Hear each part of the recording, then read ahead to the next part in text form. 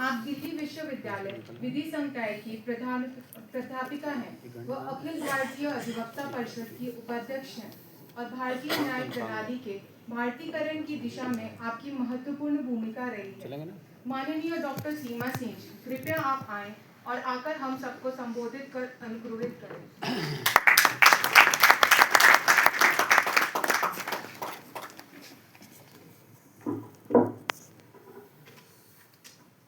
मंजा सिंह, आदरणीय मनन मिश्रा जी, ब्रिजेन चाहर जी, प्रदीप राय जी, राघवेंद्र शुक्ला जी और मेरे सामने बैठे भगवान स्वरूप जी और इस हॉल में उपस्थित समस्त भाइयों बहनों और मेरे बहुत सारे विद्यार्थी जिन्होंने दिल्ली यूनिवर्सिटी में मुझसे पढ़ा है, तो मुझे आज इनको देख के बड़ी खुशी हो रही है। और मुझे ज़्यादा खुशी इस बात की हो रही है कि एक बहुत ही महत्वपूर्ण विषय पे आज हम यहाँ पे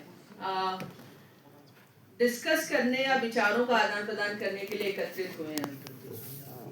भाषा की महत्ता एक्चुअल में क्या होती है, और आज अगर हम भारतीय भाषा की न्याय प्रक्रिया में बात कर रहे हैं तो भारतीय भाषा को न्याय प्रक्रिया में लाने से हमें क्या फायदा होगा।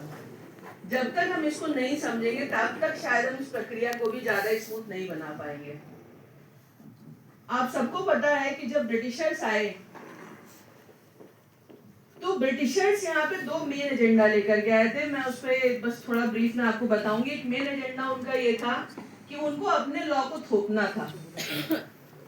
और अगर आप उसके और बैकग्राउंड में जाते हैं तो जब आपका यूरोप में चर्च और किंग के बीच में जब टसल या एक तरीके का वॉर शुरू होता है, तो उस स्थिति में वहां पे जो एक सेकुलरिज्म का कॉन्सेप्ट आता है कि चर्च अलग होगा और स्टेट अलग होगा और दोनों एक दूसरे के एरिया में इंटरफेयर नहीं करेंगे, वहां से हमें एक नई चीज देखने को मिलती है। और वो ये चीज थी कि चर्च के प्रोटेस्ट में जो कल्ट आता है उसको प्रोटेस्टेंट कहते हैं, और वो मैन मेड लॉ की सुपीरियरिटी में बिलीव करते हैं। अब आपको ये लग रहा होगा कि मैं इस चीज को यहाँ पे क्यों डिस्कस कर रही हूँ।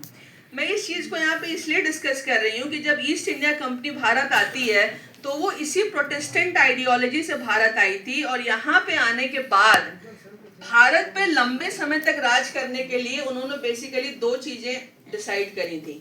पहला, उन्होंने लॉ का कोडिफिकेशन किया, और दूसरा उन्होंने लॉ